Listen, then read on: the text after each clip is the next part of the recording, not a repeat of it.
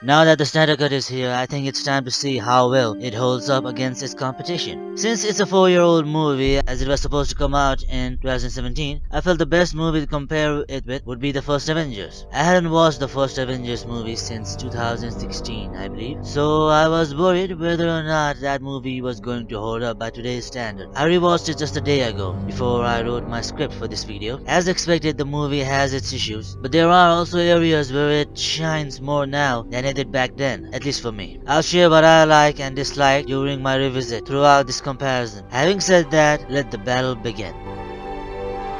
In Justice League, Steppenwolf arrives to Earth to collect these objects called the Mother Boxes to please Darkseid, and the Justice League has to stop him from destroying the Earth in the name of his master. In Avengers, Loki comes to Earth planning on becoming its new ruler, while S.H.I.E.L.D. have to stop him by getting Iron Man, Captain America, Hulk, and the rest together. Now there's a lot more to the story than this, but this is basically the gist of it. Both movies have the kind of plot that fits for a superhero ensemble movie, and both of them deliver by spending the first half of the movie recruiting the superheroes. So as you can tell, the stories are simple but effective. Justice League has a lot more world building to do and characters to establish within this one movie, which it does fairly well. Now Avengers has an advantage of having almost all of its heroes getting a solo movie, so they don't necessarily have to develop their characters in this movie, except maybe give them some scenes for basic development and some interactions like the ones between Captain America and Phil. Their short conversations made the latest scene more impactful. Now even though Justice League is 4 hours long, due to it telling its story through chapters and introducing its characters in an interesting way, the time seemed to fly by for me. It won't be for everyone, but for me, it was surprisingly fast. Both movies tell the stories well enough, but due to Justice League having an extra obstacle to cross by bringing in 3 of its main members in one movie and doing it so seamlessly, they have to get this point. 4 hours is a long time, but when you think about it, the previous MCU's movies that helped build up the hype and story for the first Avengers, when combined, make for an even longer runtime. And unlike the first 2 hours of Justice League, you can actually skip 1 or 2 of those movies. Personally, I've never subscribed to the notion that DC or any other franchise should make origin stories for their heroes just because Marvel did it that way. Movies like X-Men, Watchmen, Lord of the Rings, Harry Potter, and now even this movie has proven that you don't need separate origin movies to set up your characters. If the movie is capable of good storytelling and character development, you will finish that one movie caring for multiple characters rather than having some average movies asking you to care about these dull, uninteresting, yet familiar faces. Marvel themselves have proven that with the first Guardians of the Galaxy movie. Having watched the solo Captain Marvel movie did not automatically make me cheer for her when I saw her in Endgame. For being able to tell a proper story and flesh out newer characters without depending on their previous standalone adventures, this round goes to Justice League. Winner, Zack Snyder's Justice League.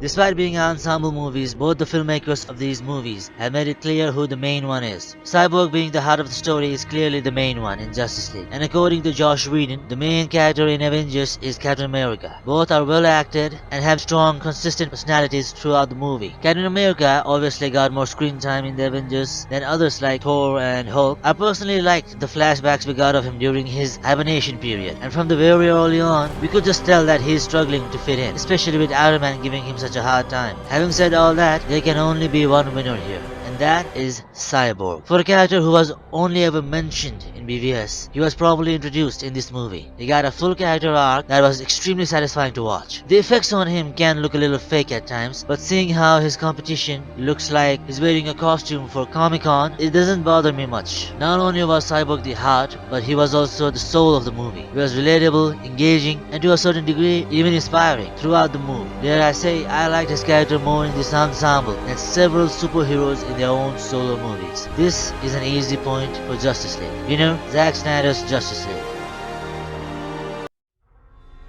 Before I rewatched the Avengers movie for this video, I was convinced that this round would be a tie, and it almost became one too. I remember liking Iron Man and Hulk and their interactions, but I couldn't remember much about Thor. Now that I have refreshed my memory, I must say, I absolutely loved Bruce Banner, aka Hulk. He's by far my favorite of all the characters. He's not overly goofy like in Ragnarok, and he's actually a little depressed, which is relatable. I absolutely love the scene where he confesses about trying to kill himself and failing. In case you needed to kill me, but you can't. I know, I tried.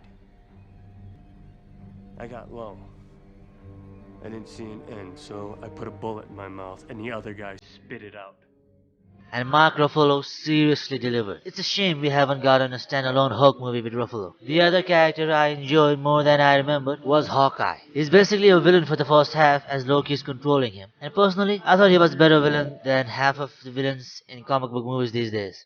He was dangerous, he was serious, and he wasn't cracking any unfunny, cringy jokes. He was a badass. When he recovers, he has a small conversation with Widow, which was really good, and developed his character even for a little while. After that, however, I thought he got sidelined to the point he was just there. As for Thor, he was kind of lame. He was just forgettable. I just wasn't interested in his character in the least. I enjoyed the argument he had with Loki. We were raised together. We played together. We fought together. Do you remember none of that? I remember a shadow.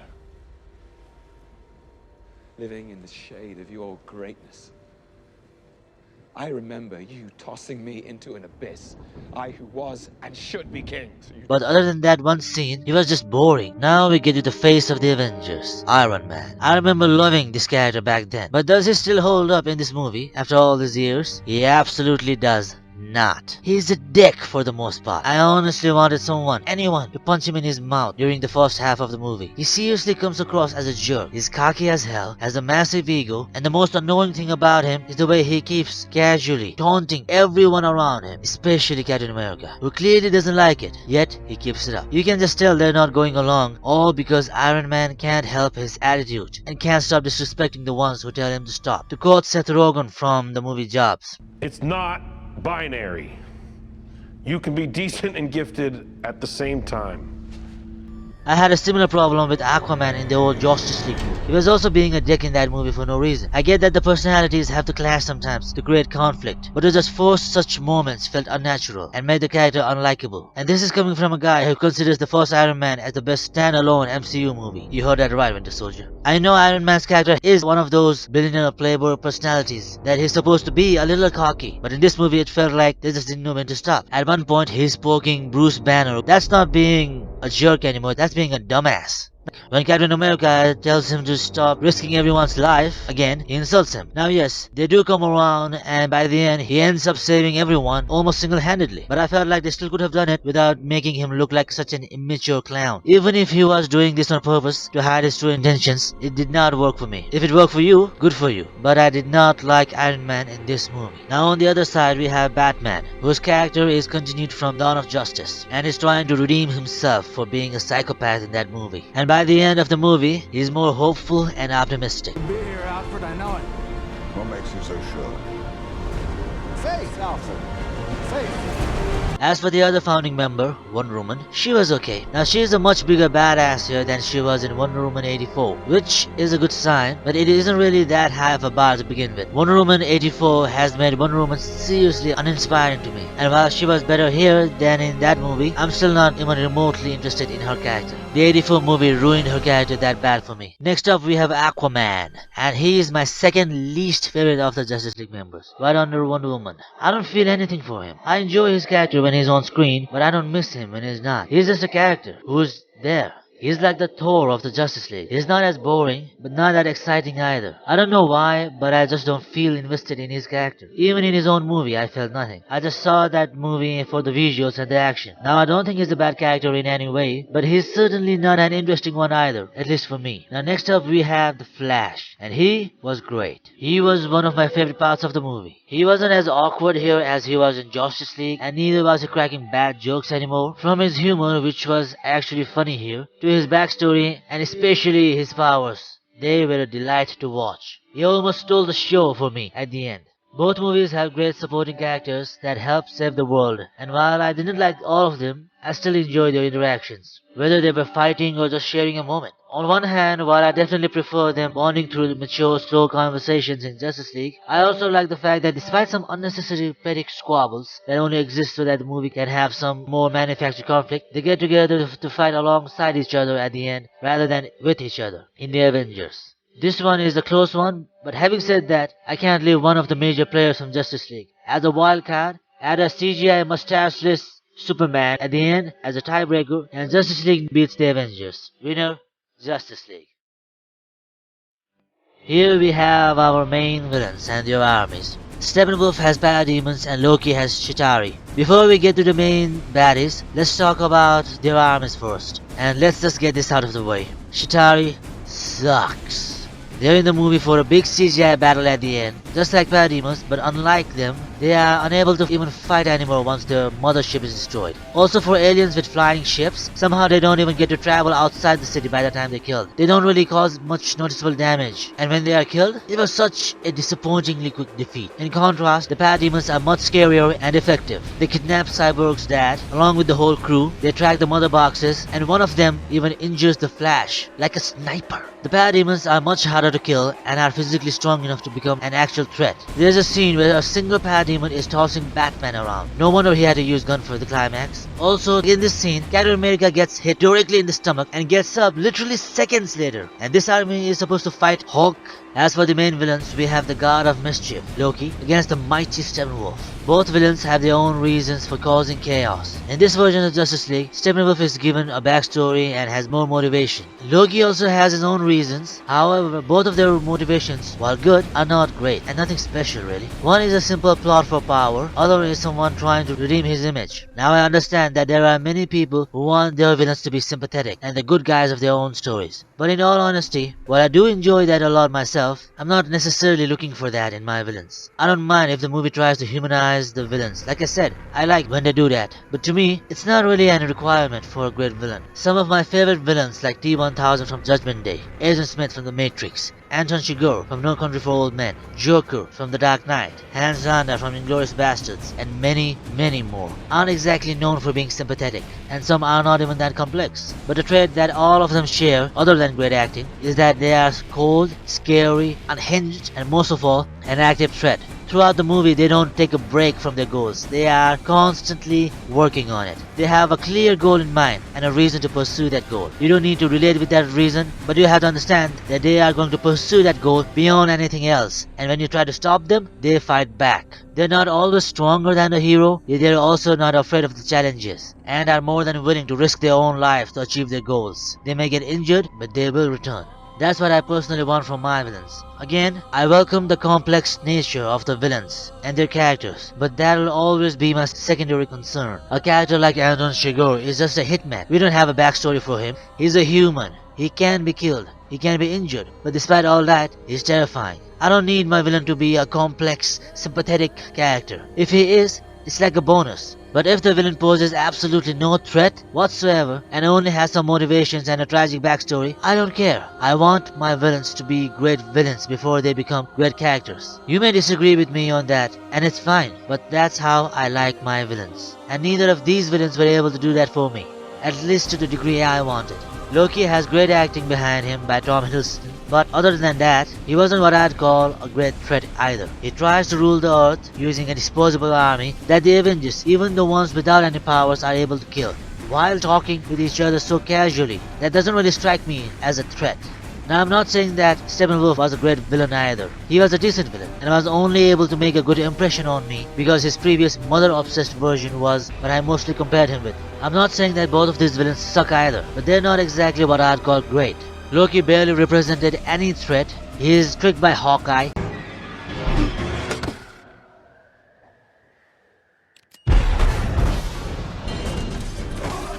He's slammed on the ground by Thor in a wrestling move.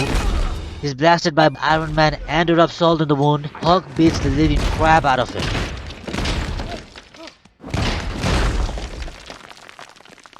So much so that by the time he wakes up, the war is over. That's not an ideal villain for me. Loki might be a great character, but he's a weak villain. As for Steppenwolf, he lacks the charisma of Loki, but what he lacks there, he makes up by being a significantly bigger badass. And for a henchman and not the main bad guy, he did a good job. And yes, he does end up getting his ass kicked by Superman in the climax. But unlike Loki, that happens at the end of the fight and not in the middle. Also, the way he was killed was awesome. Whereas in Loki's case, he was just sent to Asgard's prison for killing people from Earth. Both of them, before they were defeated, do cause some noticeable damage, but it's not enough. Loki summons the army, gets his ass kicked, Avengers beat the army, and by the time Loki's up, he's caught. In Steppenwolf's case, he already has an army, so all he does is summon the mother boxes, fights the heroes while his parademons fight Batman and stop Flash, the fastest man alive. Superman beats the crap out of him, but unlike in the Avengers, the mother boxes aren't stopped, and hence Steppenwolf, aka the bad guy, despite being a henchman, wins. And most of the Justice League is instantly killed on the spot. Then Flash reverses time and undoes his short-lived victory. Then he gets impaled, decapitated, and gets his head crushed by Darkseid. Now one of these defeats was more rewarding. You can pick what you like, but for me, Steppenwolf takes this round. He had a decent motivation, he constantly risked his life over and over to achieve his goal and fought his way to make a lasting impression on the overall narrative. Personally, I far prefer Loki in the first Thor movie than in the Avengers. Now just in case someone dismisses me as a biased fanboy, I want to make myself clear. I don't think Steppenwolf is a great villain, but his actions, his brutality, and his relentless pursuit of his goal made me pick him over Loki, who again I used to consider as one of my favorite supervillains before I revisited the Avengers. He just didn't age well after so many years of better villains from both Marvel and DC. Loki was a lot like Agatha in WandaVision, only saved by the actor's performance and not the character. Winner, Justice League. Now unlike in other categories where the Avengers did not hold up, this is the one area where Avengers is more fresh now than it was back then. In recent MCU movies, the dialogues are less witty in a character-focused way and more in a forced humor way. This is not to say that there aren't any forced jokes in this movie, but compared to the newer Marvel movies, it has much less. The snappy dialogues are at their best here, to the point at times they felt like they were written by Sorkin and not Whedon, and I will never say that lightly. They're quick and are seamlessly spread all over the movie. Stark, we need a plan of attack. I have a plan. Attack. My favorite of the one-liners is when the whole group is arguing with each other. It's all happening at the same time, yet we can still understand what they're saying. And as the intensity grows, so does the harshness of the words. Suit of armor. Take that off. What are you? Genius, billionaire, playboy, philanthropist. I know guys with none of that worth 10 of you. You know, you may not be a threat, but you better stop pretending to be a hero.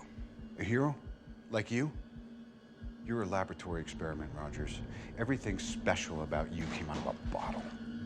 Awesome, and my favorite scene of the movie. Now Justice League does have its own share of one-liners, but despite being a significantly longer movie, there was very little wit to be found in comparison. It's energy. It's Master Wayne's idea. Maybe you should work on a lasso too. In black, of course. While Justice League lacked in wits, however, it tried to make up with great monologues and small lines that gave me goosebumps due to the setup they had earlier in the movie. Like when Cyborg says, I'm not broken. And I'm not alone. and also when Flash says, One of the best of the best. things like these were extremely satisfying to watch. And even when Superman returns, he delivers this burn to Steppenwolf.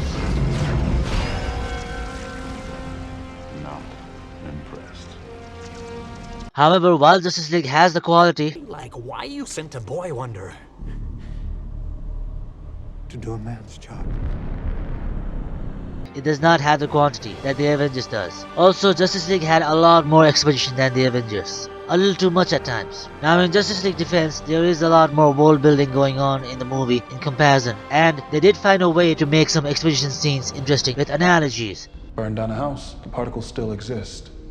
Particles of house become particles of smoke. Anybody with a match can turn a house to smoke. Put them on the box. Turn smoke back into a house. But then again, so did the Avengers. Yeah, the cube is a doorway to the other end of space, right? Doors open from both sides. Despite being a 4-hour movie, Justice League has better dialogues than movies like Aquaman or Man of Steel, and even the other overdose quippy movies like Age of Ultron and Guardians of the Galaxy 2. But while Justice League has good dialogues, overall, the Avengers has great dialogues that grab your attention and keep it for much longer than most comic book movies, including Justice League. Winner, the Avengers. Put on the suit. Let's go a few rounds.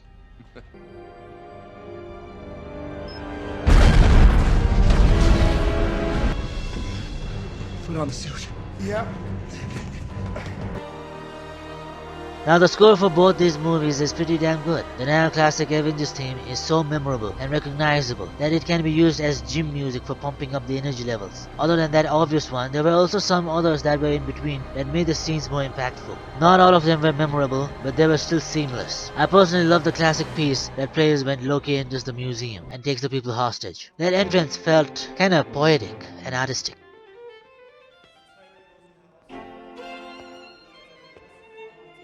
The score is one more in the list of things that have aged well in the first Avengers. As for the Justice League score, it's a mixed bag for me. It is phenomenal at times. My personal favorite is when we see Cyborg's origins. It's both motivational and emotional. Other than that, I was grinning like a little kid when Flash reversed time and the excellent score was playing in the background. Now these moments were already powerful enough because of how well they're filmed and executed, but the score really elevated it to a next level. If it were for this score alone, then Justice League would easily win this, for me at least. This is a close one. I love the addition of Superman's theme from Man of Steel too, and it was placed in just the right moment when they were discussing bringing him back without even directly mentioning his name. The Wonder Woman theme was also present and epic, but despite all that, I'll have to give this one to the Avengers. The ones played during the Flash and Cyborg moments were excellent and far better than most of the Avengers score. But the one soundtrack that made me choose Avengers over Justice League is the Amazonian score that showed up every time Wonder Woman or any Amazonian was on screen. That seriously annoyed me.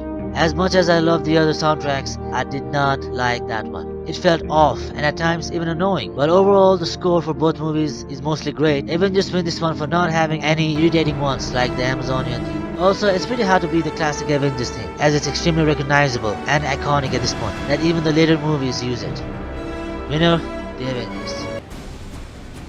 Action is not really a strong suit for the Avengers here. The climax is a big, one-sided CGI battle with a sky beam, which in itself is quite outdated, but add in the fact that during the whole fight there isn't much progression, and the fact that all of the aliens are stopped once their mothership is destroyed just makes it even less enjoyable. However, it's not all bad, as in the middle of the movie, we have Iron Man and Captain America trying to fix their helicarrier by working together. But at the same time, Thor and Hulk are fighting inside. I actually forgot that scene even existed until I rewatched the movie. Other than that scene, however, the rest is kind of bland. And except for this one long take, the rest of the action, especially the hand-to-hand combats, are very unexciting. It's also very choppily edited, which does not help the action, at least for me. Like, there are way too many quick cuts for such basic moves in this movie. And to make matters worse, the action half of the time feels kind of boring. In comparison, other comic book movies have much more creative action. Like for example, when Wonder Woman is using her bracelets and super speed to dodge or deflect all those bullets during the hostage scene.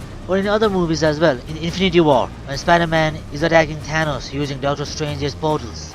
Or in Days of Future Past, when time just freezes when Quicksilver uses his powers. The Avengers trying to save a city of faceless citizens is no longer fresh in comparison, as it used to be, and the scale is also much smaller. After the creative action in Infinity War, and fast-paced fights in Endgame, and the massive scope in movies like Civil War, Aquaman, and even Man of Steel, the action feels dull. It also doesn't help that the CGI in several areas of the New York battle looks weak. The CGI on the bigger aliens in the sky holds up, but the ones on the ground looks rather fake. And there is also some obvious green screen. What makes it even worse is that ever since the Avengers, we have had some extremely well choreographed and better looking action movies, both in hand-to-hand combat and stunts, like in John Wick, Mad Max Fury Road, Deadpool 2, The Raid, and Mission Impossible Fallout. In comparison, Justice League has much bigger set pieces along with more fast-paced action and some really cool looking creative scenes as well. I'm not saying that Justice League has the best action in comic book movies ever, but there are several scenes that should be considered as really great action sequences. There's also more variety in Justice League as the superheroes have super speed. Wonder Woman defends herself from the bullets, to when Superman fights the League, to when Batman is fighting parademons. There's a lot more going on, and the action itself matches with the heroes. And while a lot of it is fast, it's also clear. Justice League not only has the quantity, but also the quality. This is an easy point for Justice League. Winner, Zack Snyder's Justice League.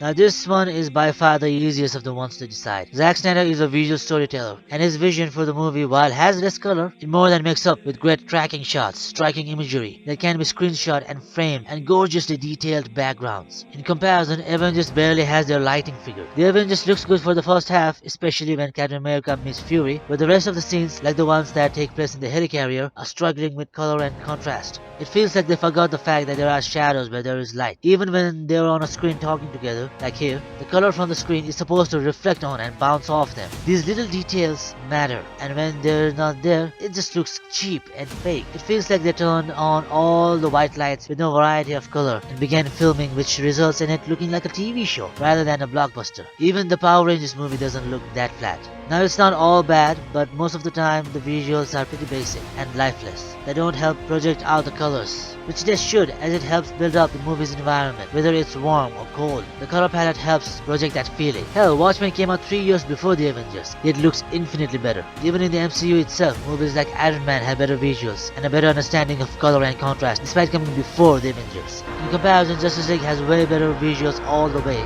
This is a no-brainer. Even at its best, Marvel has a hard time competing with Snyder's visuals, and in this case the cyborg football scene alone tops anything the Avengers have to offer visually. Winner, Justice League.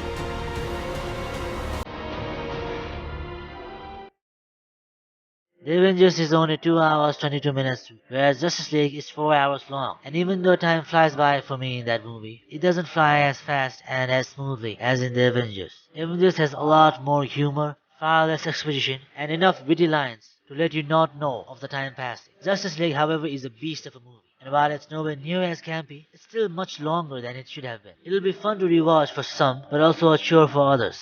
I personally don't mind the runtime, but I can't ignore the fact that the movie does have some slow moments. Due to it being a much longer movie, it also had more pacing issues. And while it didn't bother me as much as others, the issues are still there, and it's hard to ignore all of them. I, for one, will rewatch both these movies more times in the future, but I won't notice the runtime with the Avengers the way I would with Justice League. The first half of the Avengers was especially when I didn't feel the runtime, and seeing these characters in their early years felt like a trip back memory lane. And while it does get a bit boring in the second half, it's still by far the easier movie to sit through, despite some campiness. This one belongs to the Avengers for a tighter pacing and a shorter runtime, and for telling us a complete story within that time. Winner, the Avengers.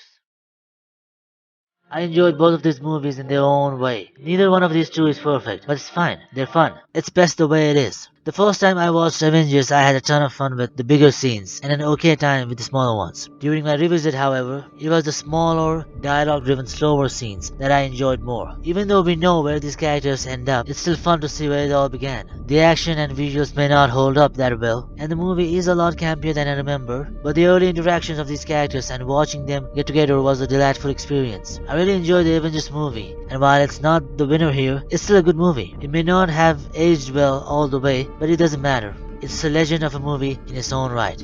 Justice League, however, ended up being a different beast of a movie. It was far better than I thought it was going to be, and despite its flaws, it lived up to the hype, at least for me. It's time for the scores. The Avengers used to be a milestone in comic book movies, and while it's not anymore, it's still an undeniable classic of the superhero genre, and so it gets a 7 out of 10. Justice League, however, stays at the strong 8 out of 10 and is the winner of this comparison. I'm glad we finally got to see Zack's full vision. There are so many fans tweeting restore the Snyderverse. I personally don't know whether it'll happen or not. While I seriously want it to happen, I don't want it to happen right away. Zack's Army of the Dead is right around the corner, and then he'll be adapting a novel called Fountainhead, which is a drama. So if they do end up restoring the vision of the DC universe, I don't think they'll do it before that.